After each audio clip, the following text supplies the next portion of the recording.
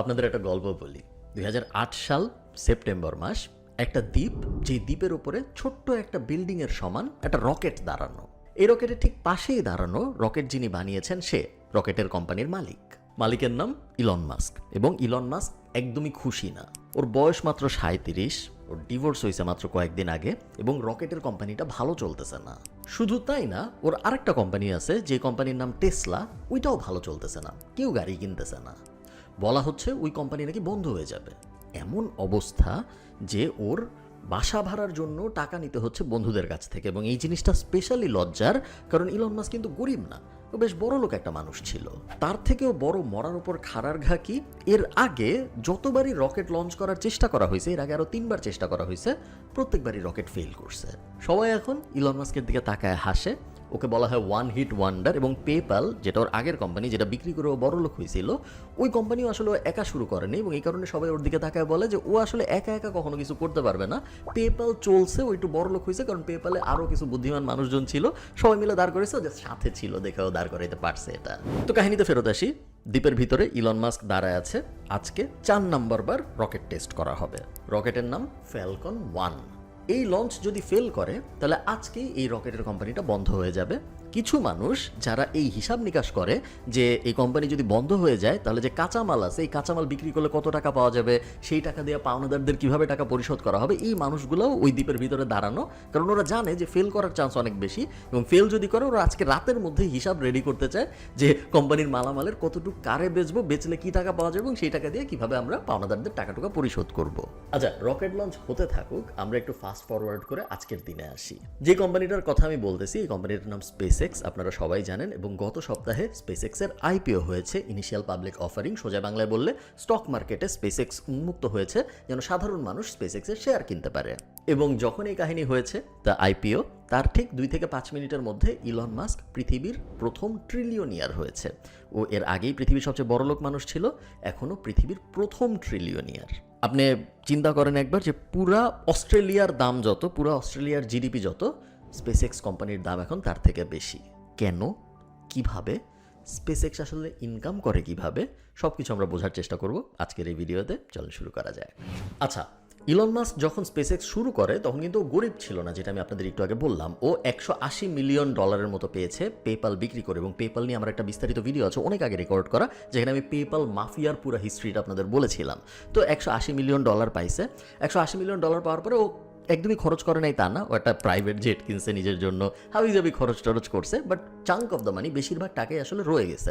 তো ও ভাবা শুরু করে যে এই টাকাটা দিয়ে আমি কি করব, আমি কি আর কিছু করব না, আমি কি রিটায়ারমেন্টে চলে যাব, নাকি আমি নতুন কিছু শুরু করার চেষ্টা করব, এটা নিয়েও চিন্তাভাবনা করা শুরু করে।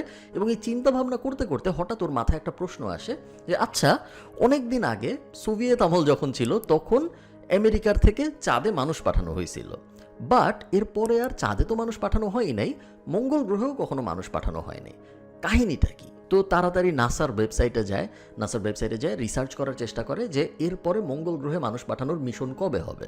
তো ও যায় দেখে যে নাসার যে রোড ম্যাপ, সেই রোড ম্যাপে মঙ্গল গ্রহে মানুষ পাঠানোর কোনো মিশন নাই। তো ও এটা দেখে একটু টাসকি খেয়ে যায়, কারণ ওর মনে হয় যে মানুষের মাল্টিপ্ল্যানেটারি হওয়াটা খুব জরুরি। মাল্টিপ্ল্যানেটারি মানে হলো একের অধিক প্ল্যানেটে মানুষ থাকবে, এটা হওয়া জরুরি। এটা হওয়া কেন জরুরি? কারণ মানুষ যদি শুধু একটা প্ল্যানেটেই থাকে, একটা গ্রহেই থাকে, যে গ্রহের নাম পৃথিবী, তাহলে ওই গ্রহে যদি কোনো বিপদ ঘটে তাহলে সব মানুষ একবারে ধ্বংস হয়ে যাবে, এবং মানুষ জাতিটাই ধ্বংস হয়ে যাবে। তাহলে এটা হলো ইলন মাস্কের থট প্রসেস, যেভাবে ডায়নোসর ধ্বংস হয়ে গেছে। এবং আপনি যদি আজকে SpaceX এর ওয়েবসাইটে যান, ওদের মিশন স্টেটমেন্ট দেখেন, ওরা মিশন স্টেটমেন্টে এটাই বলে যে ডায়নোসরের সাথে যা হয়েছিল মানুষের সাথে জানি তা না হয়, এই জন্যই আমরা SpaceX শুরু করছি। সো ওর ধারণা খুবই সিম্পল ছিল যে আমি ভাই চাই মানুষ মাল্টিপ্ল্যানেটারি হোক, বাট মাল্টিপ্ল্যানেটারি মানুষ কিভাবে হবে বা আদৌ এটা করা সম্ভব নাকি, এটা নিয়ে ওর সেই সময় কোনো ধারণা ছিল না। তো অনেক চিন্তা ভাবনা করে ও একটা প্রজেক্ট বানায়, যে একটা চ্যারিটি প্রজেক্ট, যেটা হলো আমি কিছু টাকা দিব, এই টাকা দিয়ে আমরা একটা গ্রিন হাউস বানাবো, ছোট্ট গ্রিন হাউস, খুব বেশি বড় না, একটা টেবিলের সমান। ওই গ্রিন হাউসের ভিতরে আমরা একটা ইঁদুর দিব, এবং তারপরে এই গ্রিন হাউস ইঁদুর সহ আমরা মঙ্গল গ্রহে পাঠানোর চেষ্টা করব। পুরোটাই চ্যারিটি, কোনো বিজনেসের উদ্দেশ্য নাই। পুরো জিনিসটা করার গোল হলো যদি আমরা এই জিনিস করি, একটা ইঁদুর গ্রিন হাউস সহ মঙ্গল গ্রহে যাচ্ছে, এই জিনিস যদি আমরা করতে পারি তাহলে এত মিডিয়া অ্যাটেনশন আসবে, এত মানুষ আগ্রহী হবে, যে আগ্রহের কারণে হয়তো নাসা বলবে হ্যাঁ ঠিক আছে আমরা মঙ্গল গ্রহে মানুষ পাঠানোর চেষ্টা করব। তো এই প্ল্যান অনুযায়ী ও কাজকর্ম করা শুরু করে। এটা আজব প্ল্যান, বাট সবাই ভাবে যে ও এত টাকা ইনকাম করছে মাত্র, ওর এখন আজব দিয়ে একটা প্ল্যান ও এক্সিকিউট করার চেষ্টা করতেই পারে না, দোষের কিছু নেই। এটা হবি প্রজেক্ট, হইলে ভালো, না হইলেও কোনো সমস্যা নাই। তো ইঁদুর পাঠাইতে তো রকেট লাগবে। এখন রকেট কোথায় পাওয়া যায়, ইলন মাস্ক রিসার্চ করা শুরু করে যে রকেট কোথায় বেচে।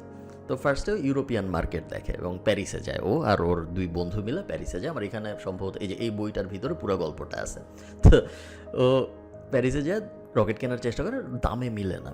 এত দাম চায় প্যারিসে রকেটের, যেই দামে ওর ম্যাথ মেক সেন্স করে না যে এটা এই দামে ইঁদুর পাঠাতে যায় আমি পুরো ফকির হয়ে যাব, এই জিনিস করা সম্ভব না। তো এটা যখন ও বলে ওই ইউরোপিয়ান বন্ধুদের যে আমি তো তোমাদের কাছে কিনতে পারতেছি না, সম্ভব না, তখন ওদের মধ্যে একজন ওকে বলে যে এক কাজ করো, তুমি রাশিয়ায় যাও, রাশিয়ায় আমি শুনছি কম দামে রকেট পাওয়া যায়। তো রাশিয়া আসে এবং ইতিমধ্যে যখন এইসব করতেছে ও কিন্তু রকেট নিয়ে পড়াশোনা শুরু করছে, বই টই কিনছে যে আমি এখন রকেট বিষয়ে এক্সপার্ট হওয়ার চেষ্টা করব। প্রত্যেক দিন 3 থেকে 4, কখনো কখনো 6 থেকে 7 ঘন্টা ওর রকেট নিয়ে পড়তেছে, কোনো কারণ ছাড়া, কোনো লজিক কিন্তু নাই এখন পর্যন্ত পুরো কাহিনীর পিছনে। তো রাশিয়া যায় ও জিজ্ঞেস করা শুরু করে যে ভাই আমি রকেট কিনতে চাই, আমি রকেট কোথায় পাবো। তো যারই ও জিজ্ঞেস করে সেই ওরে হেসে উড়ায় দেয় যে কি পাগল নাকি, রকেট কিনতে আসছে মানে কি। একটা প্রাইভেট মানুষ বা একটা মানে গভর্নমেন্ট না, বেসরকারি কেউ যে রকেট কেনার চেষ্টা করতে পারে ওটা তখন পর্যন্ত কেউ কল্পনাও করতে পারে নাই। তো রাশিয়ার কিছু আর্মি টার্মির সাথে ওর পরিচয় হয় এবং ওরা বলে যে হ্যাঁ ঠিক আছে, আমাদের পুরানো কিছু ইন্টারকন্টিনেন্টাল ব্যালিস্টিক মিসাইল আছে। ইন্টারকন্টিনেন্টাল ব্যালিস্টিক মিসাইল মানে হলো যেই মিসাইলগুলো দিয়ে নিউক্লিয়ার বোম মারা হয়। তো নিউক্লিয়ার বোমের যে ওয়ার হেডটা মিসাইলের মাথায় যেটুকু থাকে ওইটুকুরা খুলে সরায় ফেলছে, বাট মিসাইলটা এখনও আছে। তো এই মিসাইলগুলো আমরা কম দামে বিক্রি করে দিব, কারণ এগুলো এখন আমরা ইউজ করি না, আমাদের নতুন জেনারেশনের মিসাইল চলে আসছে, ওগুলো আমরা ইউজ করি, তুমি চাইলে এগুলো কিনতে পারো। ইলন মাস্ক ওর বইতে বলছে যে ও 2001 থেকে 2002-3 মধ্যে 3বার যায় রাশিয়ায়, এবং ওর বইতে বলছে যে রাশিয়ান মানুষজনের সাথে নেগোসিয়েশন করতে যায় ওর মনে হয়েছে যে শুধু রকেট না, ও যদি আরেকটু চেষ্টা করে ও নিউক্লিয়ার ওয়ারহেডও কিনতে পারবে, নিউক্লিয়ার বোমাও রাশিয়া বেচতে রাজি যদি এনাফ টাকা দেওয়া হয়। তো ও আলাপ আলোচনা করা শুরু করে ওই রাশিয়ার মানুষজনদের সাথে, এবং আলাপ আলোচনা করতে যেয়ে ওর একটা অদ্ভুত অভিজ্ঞতা হয়। রাশিয়ার মানুষজন একদমই ওকে সিরিয়াসলি নেয় না, এবং আমি আপনাদের এক্সাম্পল দিই সিরিয়াসলি না নেওয়ার। ওকে বলে যে যতগুলো মিটিং আমরা করব সবকটা মিটিংয়ের জন্য তোমার আমাদের টাকা দিতে হবে। রকেট কিনবো নাকি কিনবো না এখনো কিন্তু কনফার্ম হয়নি, জাস্ট মিটিং করার জন্য টাকা দিতে হবে। ইলন মাস্ক বলে হ্যাঁ দিব। তো মিটিংয়ের জন্য যে টাকা দেয়ও, ওই টাকা দিয়ে যারা মিটিংয়ে অ্যাটেন্ড করতেছে রাশিয়ার জেনারেলরা, ওরা ভদকা কিনে ওরা মিটিংয়ে নিয়ে আসে ভদকা। মাস্ক যখন ওদেরকে গুরুত্বপূর্ণ প্রশ্ন জিজ্ঞেস করতেছে নোটবুক ধরে ধরে যে এই মিসাইলের ভিতরে কি এইটা আছে, এই মিসাইলের ভিতরে কি ওইটা আছে, তখন ওরা ভদকা খাচ্ছে আর রিপ্লাই দিচ্ছে মাস্কে, এবং রিপ্লাইও জোক স্টাইলে, যে থাকতেও পারে নাও পারে আমি জানি না আছে নাকি। এমনও বলা হয় যে এক জেনারেল ইলন মাস্কের গায়ে থুথু মারছে, এবং পরবর্তীতে সে অ্যাপোলোজাইজ করে বলছে যে সে ভদকার নেশায় সে হুশে ছিল না, এই কারণে সে ইলন মাস্কের গায়ে থুথু মারছে। এবং আপনার ব্যাপারটা বুঝেন। এবং আরেকটা মজার ব্যাপার হলো প্রত্যেক মিটিংয়ে নাকি আগের মিটিংয়ের থেকে বেশি দাম চাওয়া হতো। আগের মিটিংয়ে যদি বলতো 100 টাকা রকেটের দাম, পরের মিটিংয়ে বলতো না ওটা ভুল বলছি, আসলে রকেটের দাম হবে 150 টাকা। এবং যতই মিটিং করে ততই ইলন মাস্ক আরও বেশি ফ্রাস্ট্রেটেড হয়। ও বুঝে যে না, রাশিয়ার থেকে মিসাইল কিনা আমি কখনোই পোষাইতে পারবো না, এই জিনিস কখনোই সম্ভব না। তো অনেক চেষ্টা করেও ও যখন রকেট ম্যানেজ করতে না পারে তখন ও ফেরত আসে, এবং ফেরত আসার সময় Elon Musk first idiot index invent করে। এবং আপনারা যারা ইডিয়ট ইন্ডেক্সের সাথে পরিচিত না, ইডিয়ট ইন্ডেক্সের মানে হলো একটা জিনিস বানাইতে কত কাঁচামাল লাগে, সেই কাঁচামালের দাম কত ভার্সেস ওই জিনিসটার টোটাল মূল্য কত। সো ধরেন কথার কথা, এই টি শার্টটা বানাইতে যে কাঁচামাল লাগে, সুতা, কাপড়, তারপরে বোতাম থাকলে সে বোতাম, রং ইত্যাদি ইত্যাদি, এই কাঁচামালের মূল্য ধরেন 10 টাকা। এই টি শার্টটা বিক্রি হয় 100 টাকায়। তার মানে কি? তার মানে কাঁচামালের মূল্যর 10 গুণ দামে টি শার্টটা বিক্রি হয়। এইটাকেই ইলন মাস্ক বলে ইডিয়ট ইন্ডেক্স। মানে ইডিয়টরা 100 টাকায় কিনে, আর যারা বুদ্ধিমান তারা 10 টাকায় কাঁচামাল কিনে নিজে বানায় নেয়। এটা হলো ওর ফিলোসফি। এই ইডিয়ট ইন্ডেক্সটা ও ওই রাশিয়ার থেকে ফেরত আসার পরে আবিষ্কার করে, এবং এই ইডিয়ট ইন্ডেক্স আবিষ্কার করার পরেই ও রিসার্চ করা শুরু করে যে একটা রকেট বানাইতে আসলে কি লাগে, যে জিনিসগুলো লাগে রকেট বানাইতে, ওই জিনিসগুলোর দাম আসলে কত। তো অনেক অ্যানালাইসিস করে ও দেখে যে একটা রকেট বানাইতে যে জিনিস লাগে, রকেটের কাঁচামালের খরচ তার 2%। তো ডিসিশন নেয় নিজের রকেট নিজে বানাবো। মার্চ 2002 সালে স্পেস এক্স কর্পোরেশন শুরু হয় এই উদ্দেশ্য নিয়ে যে না ভাই আমরা রকেট কিনবো না, আমরা নিজেরা একটা রকেট বানাবো এবং তারপরে সেই রকেটকে আমরা স্পেসে পাঠাবো। ইলন মাস্ক নিজে $100 মিলিয়ন ইনভেস্ট করে। ওর 180 মিলিয়ন ইনকাম হয়েছিল পেপ্যালের থেকে, তার মধ্যে থেকে 100 মিলিয়নও ইনভেস্ট করে এই কোম্পানিতে। ওর সব বন্ধুরা ওরে পাগল ভাবে, এমনও বলা হয় ওর সব বন্ধুরা মিলে ওকে ডাকে, তারপরে একটা বড় টিভিতে একের পর এক রকেট বাস্ট হওয়ার ভিডিও ওকে দেখায় বলে যে তুমি মানুষ খুব লাকি, এত টাকা ইনকাম সবাই করতে পারে না, তুমি খুব লাকি যে তুমি এত টাকা ইনকাম করতে পারছো, এই টাকা এইভাবে ওয়েস্ট করো না, এই টাকা এইভাবে ধ্বংস করে দিও না, কারণ রকেট কোম্পানি শুরু করা মানে হইলো এই টাকা পুরোপুরি ওয়েস্ট। ইলন মাস্ক অবভিয়াসলি তাদের কথা শুনে না। স্পেস এক্সের কার্যক্রম শুরু হয়, বিশাল একটা ওয়্যার হাউস ভাড়া নেওয়া হয়, কোনো অফিস নাই, লম্বা একটা ওয়্যার হাউস যেটার ভিতরে রকেট বানানো হবে, কিছু চেয়ার রাখা আছে, মানুষের সব চেয়ারে বসবে, টায়ার্ড হইলে আরও টায়ার্ড হয়ে গেলে সে ফ্লোরে বসবে বা শুবে, কারো কোনো আলাদা কিউবিকল এরকম কোনো ঢং নাই। পাশে একটা বিশাল বিয়ারের ফ্রিজ আছে, সবাই বিয়ার খাবে, কাজ করবে বিয়ার খাবে, এটাই প্রজেক্ট। তখন কিন্তু প্ল্যান বদলায় গেছে, তখন কিন্তু প্ল্যান আর আমি শুধু ইঁদুর পাঠাবো ওইটার মধ্যে নাই, তখন ওদের প্ল্যান হলো আমরা একটা ছোট রকেট বানাবো, এই রকেটের নাম আমরা দিব ফ্যালকন 1, এবং এই ফ্যালকন 1 দিয়ে আমরা অল্প কিছু জিনিস স্পেসে পাঠাবো এবং এটা প্রমাণ করবো আমরা দুনিয়াকে যে আপনার যদি নর্মাল নাসার যদি 100 টাকা লাগে কোনো কিছু স্পেসে পাঠাইতে, আমরা ওইটা 2 থেকে 3 টাকায় করতে পারি। প্রথম লঞ্চ ঠিক করা হয় 2005 সালে, হয় না, রকেট রেডি হয় না 2005 সালে, ওটা পিছায় চলে যায় 2006 সালে, এবং 2006 সালে প্রথম স্পেস এক্স একটা প্রাইভেট রকেট লঞ্চ করে। লঞ্চ করার 25 সেকেন্ডের মধ্যে ওই রকেটে আগুন ধরে যায়, পৃথিবীর বাইরেও ওই রকেট যাইতে পারে না, একটু উপরে ওঠার পরেই ওর গায়ে আগুন ধরে যায় এবং ওই জিনিস ভেঙে চুরে আবার নিচে নেমে চলে আসে।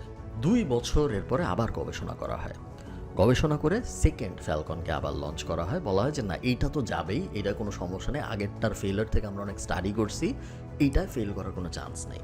এই রকেট আসলেও আরেকটু উপর পর্যন্ত যায়, এটা একদম মানে 25 সেকেন্ডের মধ্যে বাস্ট হয়ে গেছে ওইরকম না, এটা আরেকটু উপর পর্যন্ত যায়, অনেকে বলবে পৃথিবীর বাইরেও যে সাবঅরবিটাল এরিয়ার মধ্যে যায়, এটা বাস্ট হয়ে আবার ফেরত চলে আসে।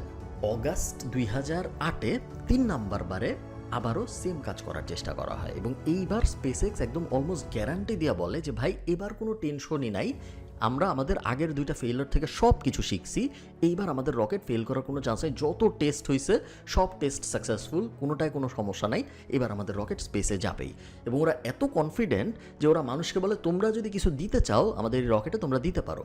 বিভিন্ন মানুষ অনেক কিছু দেয়, সবচেয়ে ফেমাস সেটা হলো স্টার ট্রেকের একটা ফেমাস অ্যাক্টর আছে জেমস ডোর, ওর অ্যাশেজ, ও মরে যাওয়ার পর পুরায় না, ওই পুরানো অ্যাশেজও দিয়ে দেয় ওর পরিবার, দিয়ে বলে যে এইটাও স্পেসে যাক, ওর শেষ ইচ্ছা ছিল যে ওর অ্যাশেজ স্পেসে যাবে। তো এই অ্যাশেজ সহ সব কিছু 208 জনের মালামাল টোটাল স্পেস এক্স এটা নিয়ে রকেট নিয়ে লঞ্চ করে। 3 নম্বর রকেট লঞ্চও ফেইলার হয়, আগুন ধরে খুব বাজে অবস্থা, ধ্বংস। এখন এই পুরা কাহিনী যখন হচ্ছে, এটা কিন্তু 2008 সালের কথা আমি বলতেছি, তখন দুনিয়ায় ফাইন্যান্সিয়াল ক্রাইসিস চলতেছে এবং শুরুর দিকে আপনাদের আমি যেটা বললাম ইলন মাস্কের অন্য কোম্পানি টেসলা, ওইটাও খুব বাজে অবস্থার মধ্যে দিয়ে যাচ্ছে। 2008 সাল, ফাইন্যান্সিয়াল ক্রাইসিস, মানুষ নর্মাল গাড়িই কিনে না, সেইখানে মানুষ একটা ইলেকট্রিক গাড়ি কিনবে। ইলেকট্রিক গাড়ি 2008 সালে কিন্তু আজকের মতো কমন ঘটনা, আজকেও কমন ঘটনা না, 2008 সালে তো কমন ঘটনা নাই। আপনি যদি কাউরে বলতেন একটা ইলেকট্রিক গাড়ি কেন, সে আপনারা পাগল ভাবতো। আপনি যদি তারা বলতেন যে ইলেকট্রিক গাড়ির দাম নর্মাল গাড়ির থেকে 3-4 গুণ বেশি, সে আরও পাগল ভাবতো। তার উপরে ছিল আবার ফাইন্যান্সিয়াল ক্রাইসিস, কারো চাকরি নাই, মর্টগেজের দাম বেশি, খুব বাজে অবস্থা। সো সব মিলায় ইলন মাস্কের জীবন কেমন জানি উল্টাপাল্টা হয়ে যায়, রকেট একের পর এক ফেল করতেছে, গাড়ির কোম্পানি ধ্বংস হয়ে যাচ্ছে, সব মিলায় ভয়ঙ্কর বাজে। একই সাথে কোনো ব্যাংক ওকে লোন দিচ্ছে না, কারণ ফাইন্যান্সিয়াল ক্রাইসিস সিস্টেম চলতেছে। ইনভেস্টররা টাকা দিতে রাজি না, কারণ এর আগেও 3টা রকেট পুরাইছে, ও বলছিল অনেক মানুষ গাড়ি কিনবে, কেউ গাড়ি কিনে নেই। সব মিলায় প্রায় সব কিছু শেষ হওয়ার কাছেও। যাই হোক, 4 নম্বর রকেটটা সাকসেসফুলি স্পেসে প্রবেশ করে। 9 মিনিট 31 সেকেন্ড লঞ্চ হওয়ার পরে এই রকেট প্রথম স্পেসে প্রবেশ করে, যেটা ছিল পৃথিবীর প্রথম, পৃথিবীর ইতিহাসে আগে কখনো এমন হয় নাই একটা প্রাইভেট কোম্পানি স্পেসে এরকমভাবে একটা রকেট পৌঁছাইতে পারছে, যেটা ফার্স্ট স্পেস এক্স করে। ইলন মাস্ককে জিজ্ঞেস করা হয় যে আপনার অনুভূতি কি, ইলন মাস্ক বলে যে I don't even know what to say, this is fucking mind blowing. এবং এরপরে গল্প পজিটিভ হওয়া শুরু করে।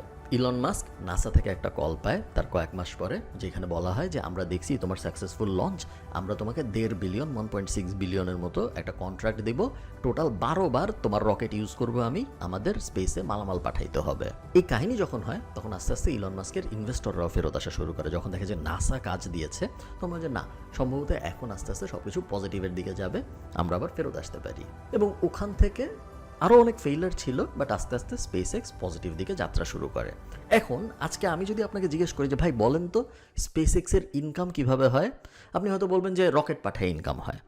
বাট স্পেস এক্স কিন্তু আজকের দিনে আর রকেটের কোম্পানি না। রকেট পাঠায় ওদের ইনকাম হয়, বাট এটা ওদের ইনকামের মেজর অংশও না। আমি আপনাকে একটু ভেঙে বলি ওদের রেভিনিউ স্ট্রিমগুলো কী কী। স্পেস এক্স মেইনলি 4 ভাবে আয় করে, এবং ওদের আয়ের প্রথম উপায় হলো স্টারলিংক, যেটা ওদের স্যাটেলাইট ইন্টারনেট সেবা। এই মুহূর্তে আকাশে যত স্যাটেলাইট আছে তার 75%-এর মালিক স্পেস এক্স, এবং এই 75%-এর বেশিরভাগই পাঠানো হয়েছে আকাশে স্টারলিংকের ইন্টারনেট সেবা দেওয়ার জন্য। মাস্কের আইডিয়াটা খুব সিম্পল ছিল যে হোয়াট ইফ আমরা আকাশে অনেক স্যাটেলাইট পাঠাই এবং স্যাটেলাইট থেকে বিম করে যদি আমরা ইন্টারনেট দিই, তাহলে আমরা এমন এমন জায়গায় পৃথিবীতে ইন্টারনেট দিতে পারবো যেখানে কখনো টাওয়ার বসানো সম্ভব না, যেখানে কখনো ফাইবার অপটিক্সের কেবল যাওয়া সম্ভব না। এইরকম যত রিমোট অঞ্চল আছে সব অঞ্চল কিন্তু এখন আস্তে আস্তে স্পেস এক্সে শিফট করতেছে। শুধু রিমোট অঞ্চল না, আপনি যদি ঢাকা থেকে বরিশালে যাওয়ার চেষ্টা করেন, ওই লঞ্চের ভিতরেও কিন্তু স্পেস এক্স আছে। আমি নিজে কখনো যাওয়ার চেষ্টা করে স্পেস এক্স পাই নাই, আমি শোনা কথা বলতেছি আপনাদের, আপনারা কেউ কমেন্টে ভেরিফাই করেন, বাট আমি জানি আছে। 2025 সালে স্টারলিংকের সাবস্ক্রাইবার ছিল প্রায় 90 লাখ মানুষ। এখন আজকের দিনে 2026 সালে এসে প্রায় 1.5 কোটির কাছাকাছি চলে গেছে, এবং প্রত্যেক বছর 50 লাখ থেকে 1 কোটি করে সাবস্ক্রাইবার বাড়তেছে। এবং স্টারলিংকের সাথে আপনি যদি নর্মাল একটা ইন্টারনেট সেবা বা নর্মাল একটা টেলিকম সেবা কম্পেয়ার করেন, পুরোটা কিন্তু আলাদা, কারণ স্টারলিংকের প্রফিট মার্জিন অনেক বেশি। একবার যখন ও স্পেসে স্যাটেলাইটটা পাঠাচ্ছেও কিন্তু নিজের রকেট ইউজ করে, সো ওইখানে ওর খরচ খুব একটা হচ্ছে না। একবার যখন পাঠায় দিচ্ছে, এরপরে তো বাকি সেবা ডিজিটাল, ওর তো তার ম্যানেজ করা লাগে না, ওর তার ছিঁড়ে যাওয়ার ঝামেলা নাই, ওর এই ঝামেলা ওই ঝামেলা, এই ইনফ্রাস্ট্রাকচার ওগুলো কিছু নাই। সো ওর প্রফিট মার্জিন প্রায় 40%, এবং প্রফিট মার্জিন 40% বিশাল ব্যাপার এই কারণে মাইক্রোসফট, অ্যাপেল এদেরও কিন্তু প্রফিট মার্জিন এরকম 40%-এর কাছাকাছি নাই। তো এইটা একটা পয়েন্ট। আর একটা পয়েন্ট হলো স্টারলিংক পুরো দুনিয়ায় একসাথে সেবা দিতে পারে। এখন গ্রামীণফোন তো চাইলেই পরশুদিন যায় আয়ারল্যান্ডে ইন্টারনেট সেবা দিতে পারবে না, অমুক ইন্টারনেট চাইলেই যায় পরশুদিন অমুক আরেকটা দেশে যায় সেবা দিতে পারবে না, বাট স্পেস এক্স পৃথিবীর বাইরে থেকে পুরো পৃথিবীকে একসাথে সেবা দেওয়ার চেষ্টা করতেছে। তো এই কারণে স্টারলিংক এত বেশি সাকসেসফুল, এবং স্পেস এক্সের টোটাল ইনকামের 50-60% কিন্তু এখন আসে এই ইন্টারনেট বিক্রি করে। এবং আপনি ব্যাপারটা একটু চিন্তা করেন যে এই জিনিসটা কত স্মার্ট। আমি যদি আজকে চাই, বা আপনি যদি আজকে চান যে না আমি একটা কম্পিটিশন করবো স্পেস এক্সের স্টারলিংকের, আমিও স্যাটেলাইট পাঠাবো আকাশে এবং স্যাটেলাইট পাঠায় আমিও ইন্টারনেট সেবা দিব, আমি কোনোদিনও এই জিনিস করতে পারবো না। বড় বড় কোম্পানিরা কোনোদিনও এই জিনিস করতে পারবে না, কারণ এর জন্য আমার ফার্স্ট একটা রকেট কোম্পানি দাঁড় করাইতে হবে, বা অন্য কোনো একটা রকেট কোম্পানির সাহায্য নিতে হবে স্যাটেলাইট পাঠানোর জন্য। অন্য কোন রকেট কোম্পানির সাহায্য আপনি নেবেন? স্পেস এক্সই তো। স্পেস এক্স তো আপনারা এই সাহায্য করবে না, কারণ ওদের নিজেরই আছে কম্পিটিটিভ প্রোডাক্ট। সো পুরো ইকোসিস্টেমটার যদি আপনি দিকে তাকান, এমন একটা মনোপলি ক্রিয়েট করা হয়েছে যে মনোপলি সহসাই ভাঙবে এরকম কোনো সুযোগ নাই। 2 নম্বর রেভিনিউ স্ট্রিম গভর্নমেন্ট কন্ট্রাক্ট, এবং দেশের বাইরের যেসব এনটিটি আছে তারা যখন আকাশে কোনো জিনিস পাঠাইতে চায় টাকার বিনিময়ে সেগুলো পাঠানো। সো নাসা, পেন্টাগন, তারপরে মিলিটারি সার্ভিসেস যা আছে আমেরিকার, ওরা স্পেস এক্সের কাছে এসে বলে যে আমি স্পেসে এই করতে চাই, আমি স্পেসে এই জিনিস পাঠাবো, ওই জিনিস পাঠাবো, মানুষ পাঠাবো, মালামাল পাঠাবো, তোমার টাকা দিচ্ছি, তোমার রকেট দিয়ে তুমি পাঠাও। ওইটা একটা। অন্যান্য দেশও, ফর এক্সাম্পল বাংলাদেশের স্যাটেলাইট ছিল একটা, আপনারা জানেন, ওই স্যাটেলাইট পাঠানোর জন্য কিন্তু আমরা স্পেস এক্স ইউজ করছি। আমরা স্পেস এক্সকে টাকা দিছি, দিয়ে বলছি যে এই হলো আমাদের স্যাটেলাইট। আমরা স্যাটেলাইট আরেকটা কোম্পানিকে দিয়ে বানাইছি, ফ্রান্সের একটা কোম্পানি বানায়, ওইটা স্পেস এক্সের কাছে দিয়ে বলছি যে তোমার রকেট ব্যবহার করে তুমি এই জিনিসটা আমাদের আকাশে পৌঁছায় দাও। সো এই জিনিস স্পেস এক্স রেগুলারলি করে। ওদের খুব ফেমাস একটা রকেট আছে ফ্যালকন 9, যেটা মানে একদম 100 বার আকাশে পাঠালে 100 বারই ও সাকসেসফুলি ডেলিভারি দিয়ে চলে আসবে, কোনো সমস্যা হয় না। ওই রকেট এবং এই প্রজেক্ট হলো ওদের সেকেন্ড রেভিনিউ স্ট্রিম। স্পেস এক্সের 3 নম্বর রেভিনিউ স্ট্রিম হলো টুইটার বা x.com। আপনারা অনেকেই জানেন যে $45-46 বিলিয়ন দিয়ে ইলন মাস্ক কয়েক বছর আগে টুইটার বা x.com কিনলো, এবং কেনার পরে কিন্তু টুইটারের অবস্থা খারাপ হয়েছে। তখন যা রেভিনিউ ছিল তার থেকে 30-40% ড্রপ করছে রেভিনিউ, বাট তারপরেও টুইটারের রেভিনিউ হয়, এবং টুইটারের মালিক কিন্তু স্পেস এক্স। স্পেস এক্সের কাছে টুইটারকে বিক্রি করে দেওয়া হয়েছে পরে ইলন মাস্কের মাধ্যমে, এবং এই মুহূর্তে স্পেস এক্স হলো হোল্ডিং কোম্পানি, যেটার ভিতরে স্টারলিংক আছে, গভর্নমেন্টাল প্রজেক্টস আছে এবং টুইটার আছে, যেটার থেকে যা ইনকাম হয় ওগুলো সব স্পেস এক্স পায়। 4 নাম্বার রেভিনিউ মডেল আমি বলবো খুচরা জিনিসপত্র। খুচরা জিনিসপত্রের মধ্যে আছে X.AI, যেটা ইলন মাস্কের এআই কোম্পানি। খুচরা জিনিসপত্রের মধ্যে আছে কারসার, যেটা একটা কোডিং কোম্পানি, ওরা $60 বিলিয়ন দিয়ে কিনছে, ওটাও কিন্তু স্পেসএক্সের ভিতরে চলে গেছে। এবং আরও অনেক কিছু আছে ছোটোখাটো জিনিস যেগুলো এত রেভিনিউ জেনারেট করে না, যেটা হাইলাইট হবে, বাট ওগুলোর প্রত্যেকটারই crore crore crore crore dollar revenue generate করার পোটেনশিয়াল আছে। এবং এই পুরা জিনিসটা বানানো হয়েছে একটার সাথে আরেকটাকে কানেক্ট করায়।